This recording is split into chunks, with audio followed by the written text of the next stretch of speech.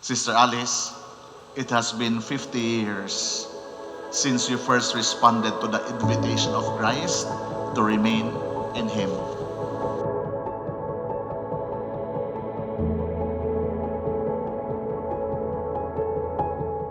"50 years ago, you responded to that voice within, calling you to Carmel.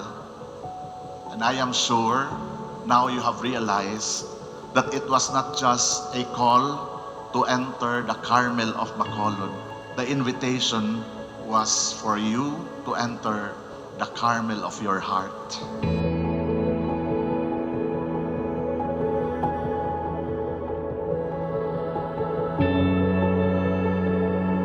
Wow, 50 years. And what is at the heart of our following of Jesus? Nothing else but communion with Christ. And in the language of the Carmelite mystics, it is nothing else but union with God.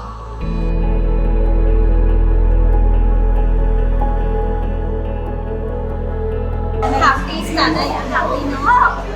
Happy years.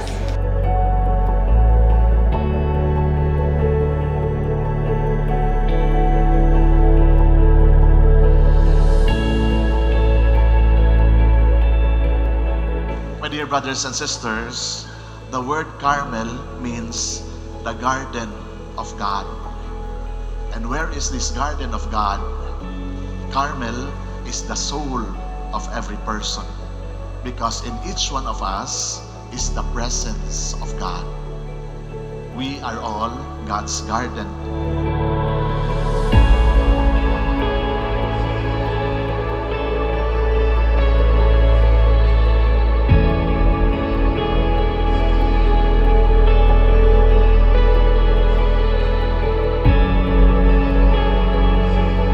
Today, 50 years later, we celebrate the Golden Jubilee of your religious profession. And it takes place on the occasion of this Jubilee of Hope, ang 100th anniversary of the canonization of Little Therese, whose feast we celebrate today.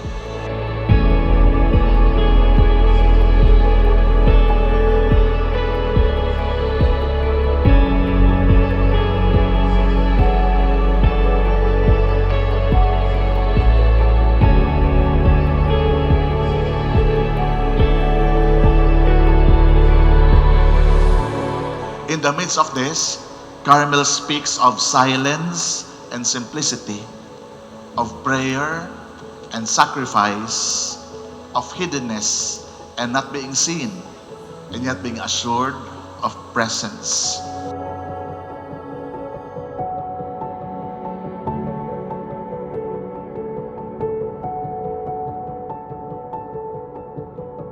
God remains within each one of us. And it is this presence that sustains us when our days are long and our nights are dry.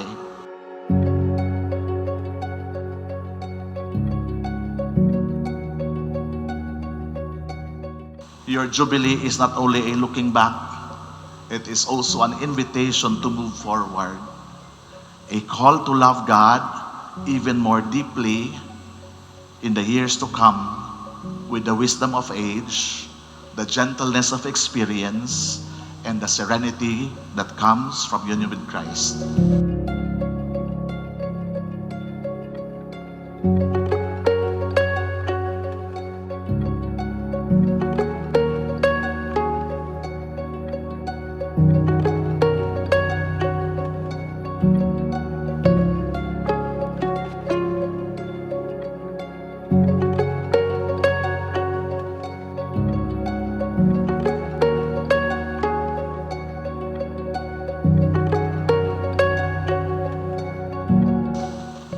You said, we begin again.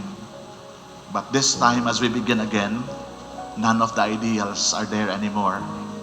With Saint Therese as our inspiration, we can begin to say, I come to you with empty hands, because all our virtues are tainted.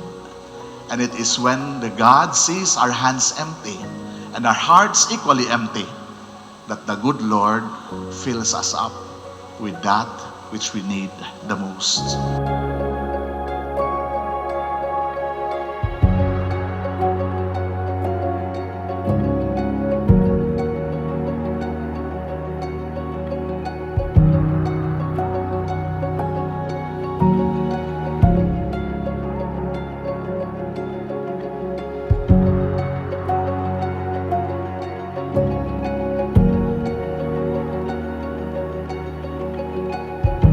You have received grace upon grace after your baptism, and more so after your religious consecration in Carmel on the occasion of your 50th anniversary of religious profession. What do you ask of God and His church?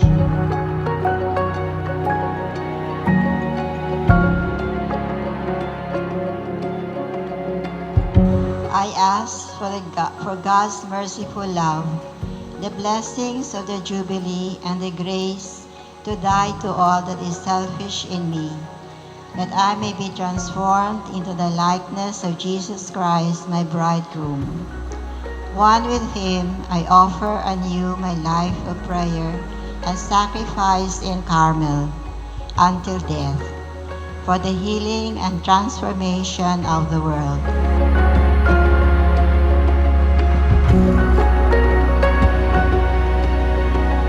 Bless and sanctify her, so that through the intercession of our Blessed Mother Mary and all the saints of Carmel, the flame of love may burn more ardently in your spouse. Fortified by your strength, she may reach the perfection of love in the service of your church on earth, and may at last come to contemplate you face to face and live forever through Christ our Lord.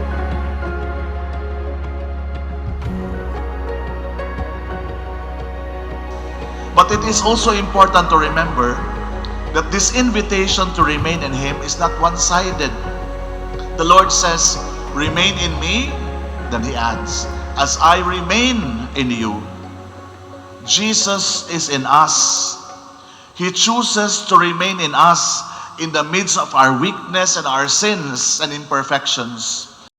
I, Sister Alice of the Child Jesus, desiring to live faithfully with the Blessed Virgin Mary, a life of allegiance to Jesus Christ, with my sisters as witnesses, into your hands, Sister May Catherine of Christ, vow to God Almighty forever, chastity, poverty, and obedience, according to the rule and constitutions of the discalced nuns of the Order of the Blessed Virgin Mary of Mount Carmel.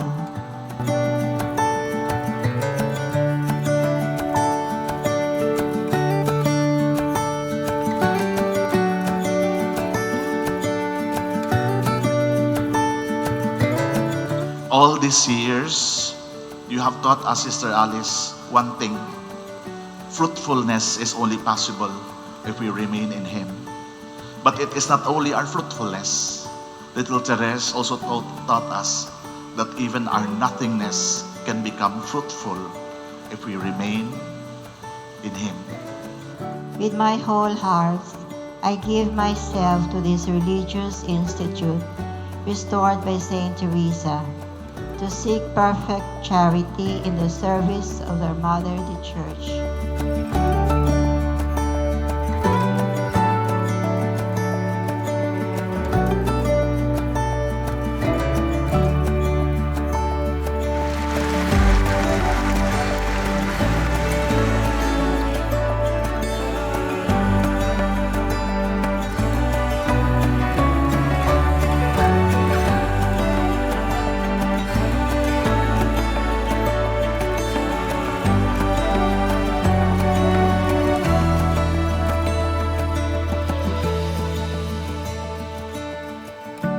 Sister Alice, thank you for the yes that you started to give to the Lord 50 years ago.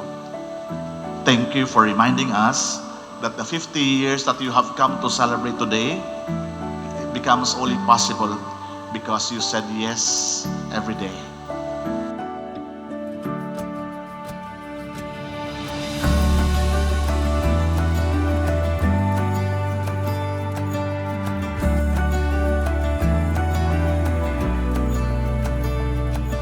thank you for teaching us that we need to remain in Him.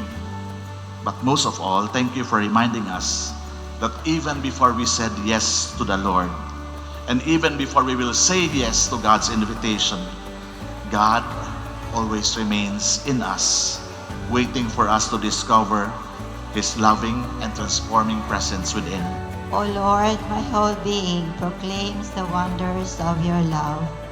I thank you for these 50 years of grace. You have overwhelmed me with your love and faithfulness. You have covered my weaknesses with your strength and your mercy, and you have given me your joy.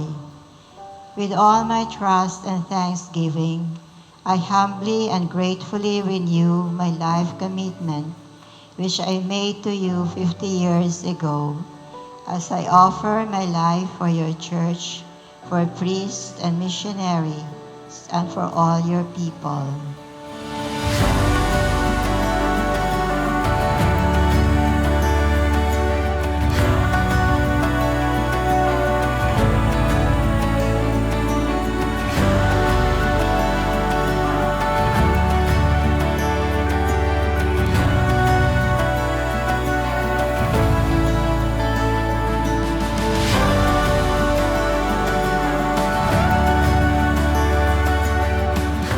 Precisely, God brings us to our nothingness, that we it's not to be accomplished, because that is precisely where we will encounter the power, the mercy, and the glory of God.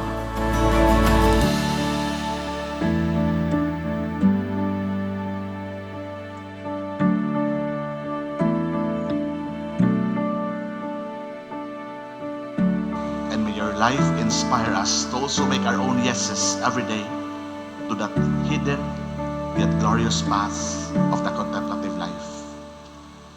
Amen.